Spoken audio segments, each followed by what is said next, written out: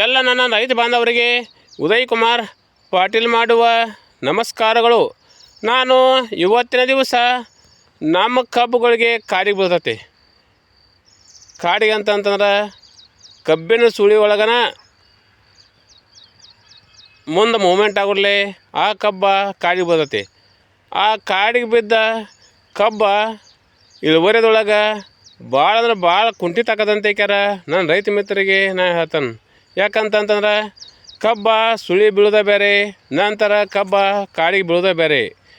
ಕಾಡಿಗೆ ಇದು ಯಾವ ಕಾರಣಕ್ಕೆ ಬೀಳ್ತೈತಿ ಮತ್ತು ಕಾಡಿಗೆ ಹೆಂಗೆ ಬೀಳ್ತೈತಿ ಮತ್ತು ಕಾಡಿಗೆ ಬಿದ್ರೆ ನಾವು ಏನು ಮಾಡಬೇಕು ಮತ್ತು ಕಾಡಿಗೆ ಬೀಳ್ದಂಗೆ ನಾವು ಏನು ಉಪಚಾರ ಮಾಡ್ಬೇಕಂತ ಕ್ಯಾರ ನಾನು ರೈತ ಮಿತ್ರರಿಗೆ ಇವತ್ತಿನ ದಿವಸ ನನ್ನ ಸ್ವಂತ ಪ್ರಾಕ್ಟಿಕಲ್ ಮತ್ತು ನನ್ನ ಅನುಭವದ ಮೇರೆಗೆ ನಾನು ರೈತ ಮಿತ್ರರಿಗೆ ನಾನು ಈ ವಿಷಯನ ಮುಟ್ಸತ್ತಾನೆ. ಯಾಕಂತಂದ್ರೆ ಈಗ ಇತ್ತಿತ್ತಲಾಗೆ ಈ ಕಾಡಿಗೆ ರೋಗ ಬೈಲಹೊಂಗಲ ತಾಲೂಕು ಕುರುಗುಂದ ಗ್ರಾಮದೊಳಗೆ ಇದು ಭಾಳ ಐತಿ. ಇದು ಹೆಚ್ಚಾಗಿ ಯಾಕೆ ಕಬ್ಬಿಗೆ ಬೀಳ್ತದಪ್ಪ ಅಂತಂತಂದ್ರೆ ಈ ಕಾಡಿಗೆ ರೋಗ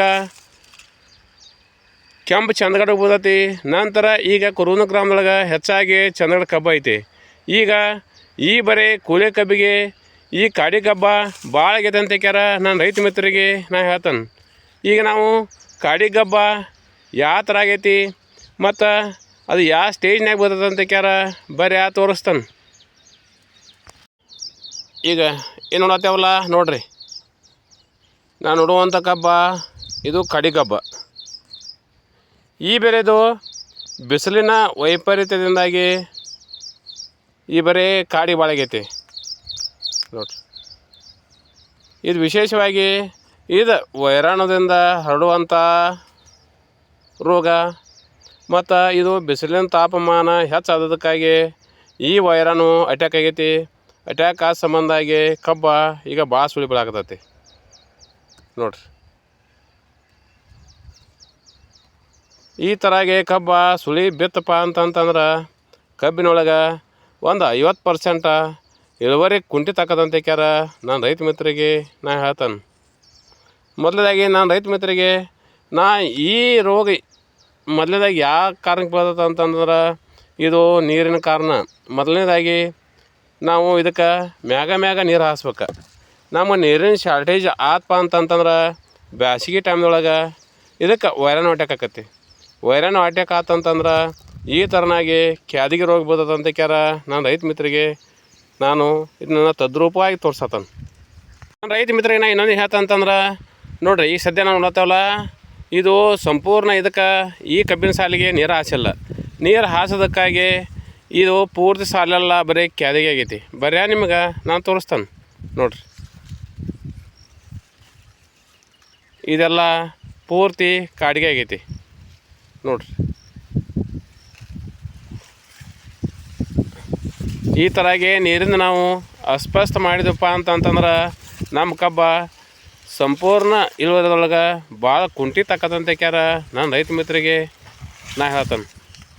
ನೋಡತ್ತಲ್ಲ ನೋಡಿ, ಈಗ ನೀರಿಂದು ನಾವು ಕಬ್ಬುಗಳಿಗೆ ನಾವು ಸರಿಯಾಗಿ ನೀರು ಮ್ಯಾಗಿನ ಮ್ಯಾಗ ಬಿಡ್ಲಲ್ಪ ಅಂತಂತಂದ್ರೆ ಈ ಥರ ಕಾಡಿಗೆ ಬೀಳ್ತೈತಿ. ಬರೀ ತೋರಿಸ್ತಾನೆ.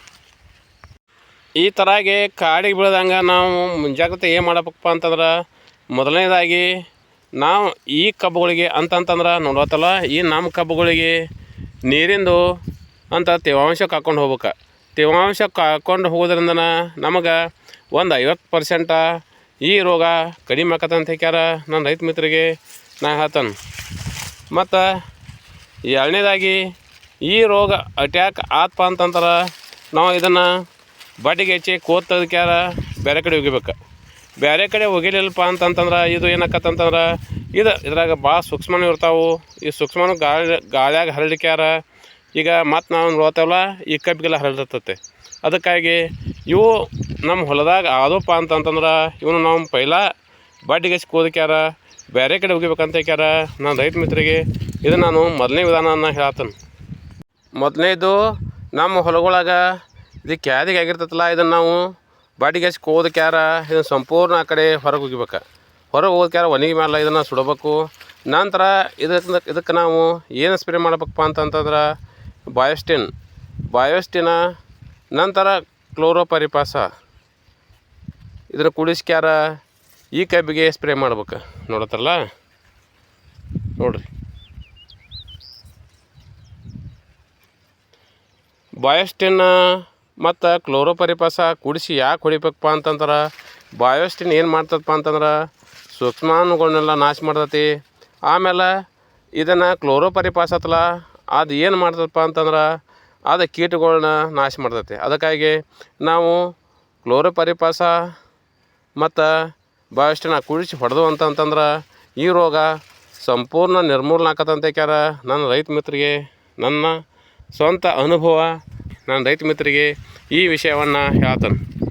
ಯಾಕಪ್ಪ ಅಂತಂದ್ರೆ ಈ ಬರೀ ಸಿಕ್ಕಾಪಟ್ಟಿ ಬ್ಯಾಸಿಗೆ ಇದ್ದಿದ್ದಕ್ಕಾಗಿ ನಮ್ಮ ಕಬ್ಬುಗಳಿಗೆ ನೀರು ಕಂಟ್ರೋಲ್ ಆಗವಲ್ಲು.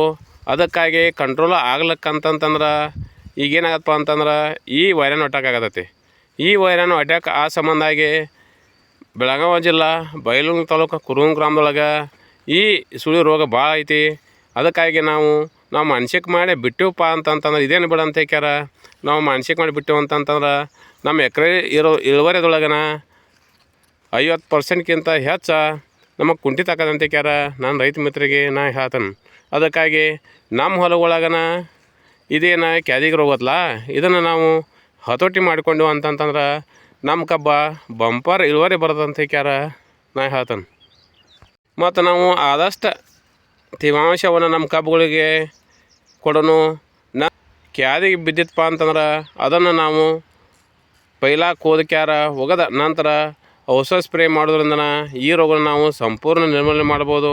ಅದಕ್ಕಾಗಿ ನಾನು ರೈತ ಮಿತ್ರ ಏನು ಹೇಳ್ತಂತಂದ್ರೆ ನಾವು ಈ ಕ್ಯಾದಿಗೆ ರೋಗ ಬಿದ್ದದಂತ ಹೇಳ್ಯಾರ ಮಾನಸಿಕ ಮಾಡೋದು ಬಿಟ್ಕ್ಯಾರ ನಾವು ಔಷಧೋಪಚಾರ ಆಗಲಿ ನಂತರ ಇದನ್ನೇ ನಾವು ಕಿತ್ತ ಕಡೆ ಒಗಿದ್ರಿಂದ ಏನು ಔಷಧೋಪಚಾರ ಮಾಡೋದ್ರಿಂದ ಮತ್ತು ನಾವು ಅದನ್ನು ಕೋದಕ್ಯಾರ ಕಡಿಗೆ ಹೋಗೋದಕ್ಕಾರ ಸುಡೋದ್ರಿಂದ ನಂತರ ನಾವು ತೇವಾಂಶವನ್ನು ಹೆಚ್ಚಾಗಿ ಕಬ್ಬಿಗಳು ಕೊಡೋದ್ರಿಂದ ಈ ರೋಗನ ಸಂಪೂರ್ಣವಾಗಿ ನಿರ್ಮೂಲನೆ ಮಾಡ್ಬೋದು ಅಂತ ಹೇಳಿ ಎಲ್ಲ ನನ್ನ ರೈತ ಬಾಂಧವರಿಗೆ ನನ್ನ ನಮಸ್ಕಾರಗಳು.